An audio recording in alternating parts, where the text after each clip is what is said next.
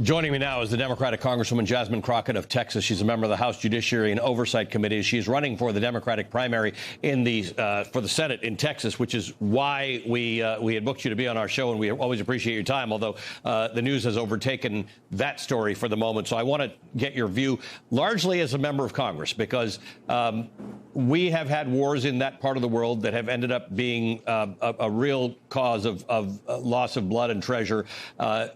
We can have a debate about whether we should be having a war with Iran, and we don't really have much of a debate about whether the Iranian regime is a bad regime. But Congress was not asked about this.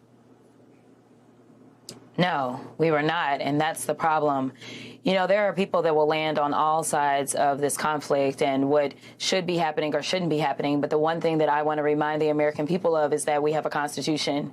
And frankly, as members of Congress, we have sworn an oath to the Constitution as well as the president. And right now, what we are clearly witnessing is lawlessness yet again from this administration. And my question to my colleagues in a very serious way is, will you put aside your loyalty to this orange man and actually focus on your loyalty and your oath to the Constitution, which says that only Congress has the power to declare war? It is time to rein him in a bipartisan way.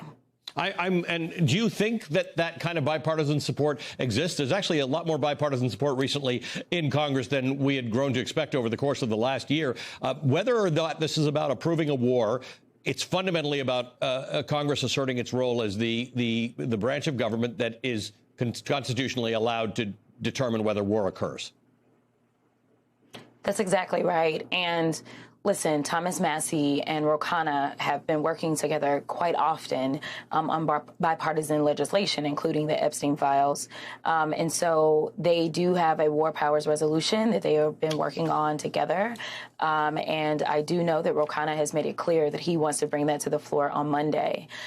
My question to Speaker Johnson is, how many people are going to have to die because this president just decided that he was going to do whatever he wanted to and to ignore our congressional authority and our congressional powers?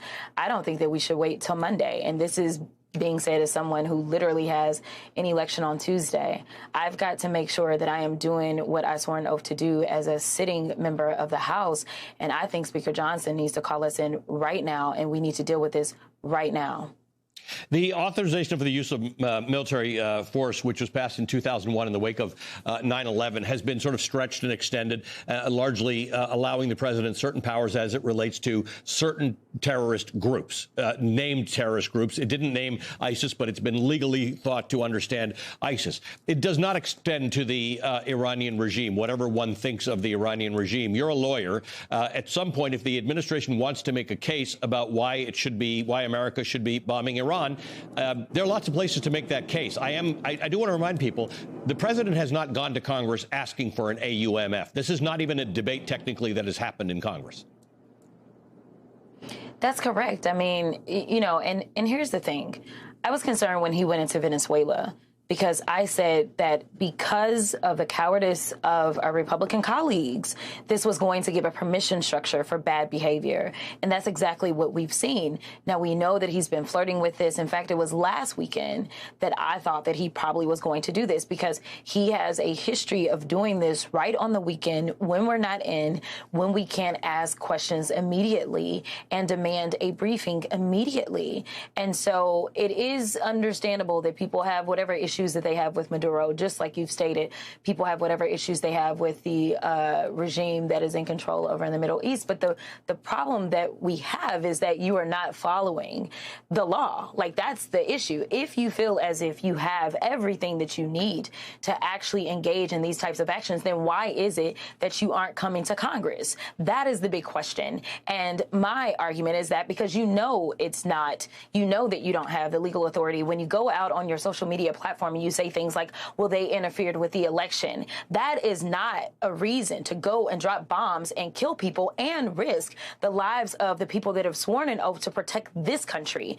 Right now, people's sons, daughters, aunts, uncles, mothers, and fathers may end up being thrust into a war because of his maniacal issues as relates to an election, at the same time that he is flirting with us not even having elections.